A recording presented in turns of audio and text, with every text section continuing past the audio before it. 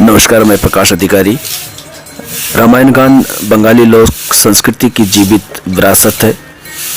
भारत की मिट्टी में सदियों से कहानियां सांस लेती आई है। कुछ कहानियां किताबों में कैद हो गई और कुछ आज भी लोगों की आवाज़ में जीवित है। यह कहानी है बंगाल की उस लोक परंपरा की जो केवल गीत नहीं बल्कि आस्था, संस्कृति और विरासत की जीवन धड़कता है, जिसे लोग रामायण गान के नाम से जानते हैं।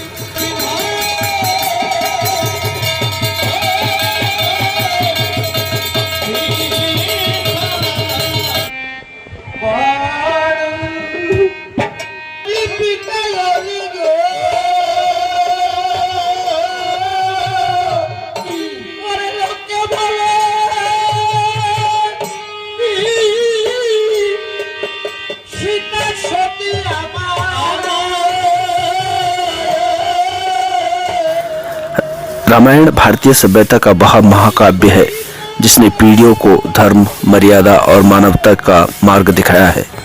लेकिन बंगाल में रामायण केवल पढ़ी नहीं जाती है, उसे गाया जाता है, जिया जाता है।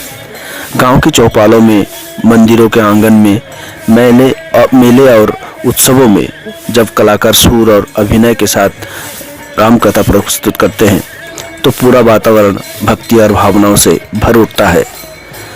बंगाली रामायण गान मुख्यतः कृतिवासी रामायण पर आधारित है।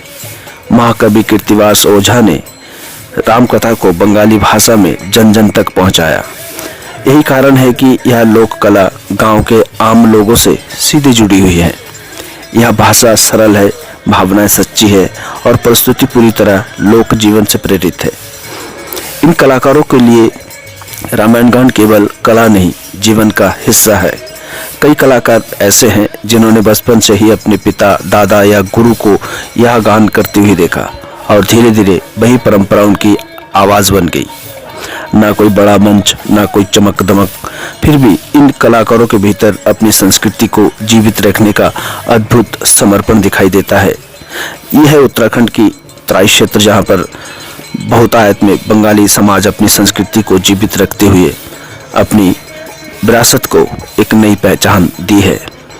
आपको बता दें कि रामायण गान की जो आत्मा है वो उनके संगीत है। ढोल की थाप, करताल के झनकार, हारमोनियम की मधुर धुन और सामूहिक स्वर, जब ये सब मिलते हैं तो केवल गीत नहीं बनता बल्कि एक आध्यात्मिक अनुभव जन्म लेता है। इन लोक कला की विशेषता केवल गायन नहीं बल्कि अभिनय भी है। कलाकार कभी राम बनते हैं, कभी सीता, कभी हनुमान और कभी रावण। उनके चेहरे के भाव, आवाज़ का उतार चढ़ाव और संवादों की प्रस्तुति दर्शकों को सीधे कथा से जोड़ देती है। रामायण गान गांव में केवल मनोरंजन का साधन नहीं रहा बल्कि समाज को जोड़ने का माध्यम भी रहा है। यह लोक कला लोगों को सत्य, त्याग, प्रेम और कर्तव्य का संदेश देती है। साथ ही यह सामूहिक एकता और सांस्कृतिक पहचान को मजबूत करती है। आज हम आपकी मुलाकात जिनसे करा रहे वो है त्रिनाथ जी, जो अपनी पूरी टीम के साथ इस तरीके की रामायण गान, लोक कला, भाषण गान, बंगाली विधाओं की विभिन्न विलुप्त प्राय जो संस्कृति है उसको लेकर के एक मुहिम चला रहे हैं। और आपको बता दें कि जो बदलते समय की परिवेश है, यह परंपरा उसी संघर्ष में जी रही है। आज मोबाइल स्क्रीन और डिजिटल मनोरंजन के दौर में लोक कलाकारों के मंच छोटे होते जा रहे हैं। नई पीढ़ी आधुनिकता की ओर बढ़ रही है और कई लोक कलाएं धीरे धीरे इतिहास बनती जा रही है। ऐसे समय में इन लोक कला को सहेजना बेहद जरूरी है।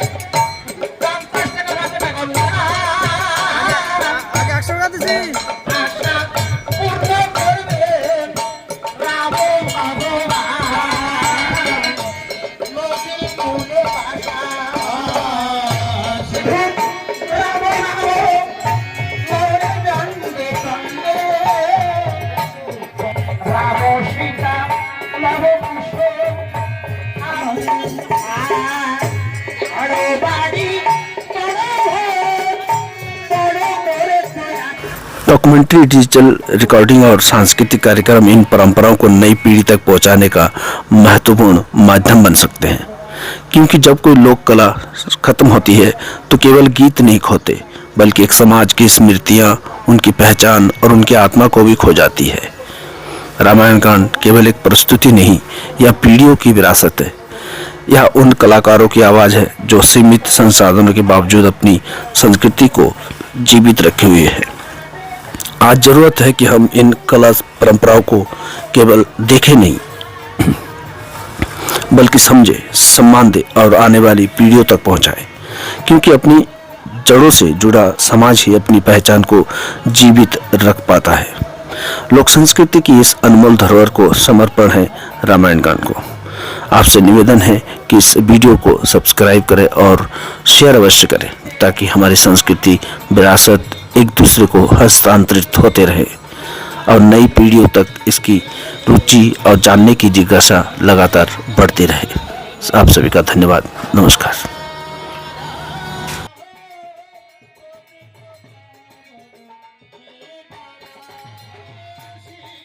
রাধে রাধে। আমার নাম সত্যেন রায়। আমি চিত্তরঞ্জনপুর বারোকটারে থাকি। আমাদের সনাতন ধর্মে বাঙালিদের মধ্যে যদি কেউ মারা যায় তাহলে এই রামায়ণ কীর্তন দেয়। তাই আমাদের এখানে রামায়ণ কীর্তন করতে নিয়ে আসছে, আমরা এখানে এসেছি। আমার মনে একটুখানি আশঙ্কা কি সনাতন ধর্মে বাঙালি যে সংস্কৃতি সেইটা দিনের দিন লুপ্ত হয়ে যাচ্ছে। আমরা রোহিণী গান করি, রামায়ণ গান করি এবং ভাগবত করি, বাউল কীর্তনও করি।